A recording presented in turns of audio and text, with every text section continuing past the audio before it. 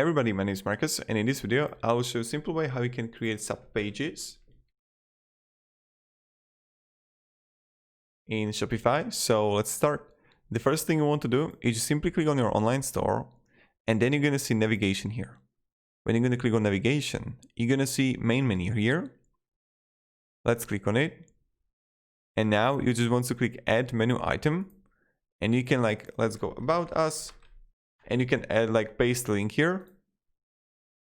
And I need to create a page, so I'll go back and whatever, click add.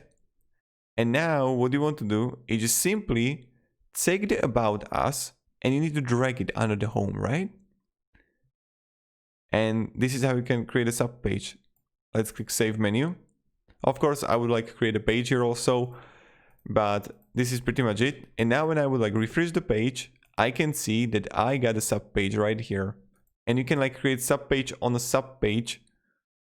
And yeah, that's pretty much it. So thank you very much everybody for watching. If you have any questions, guys, ask me down in the comments, and have a great day and goodbye. See ya.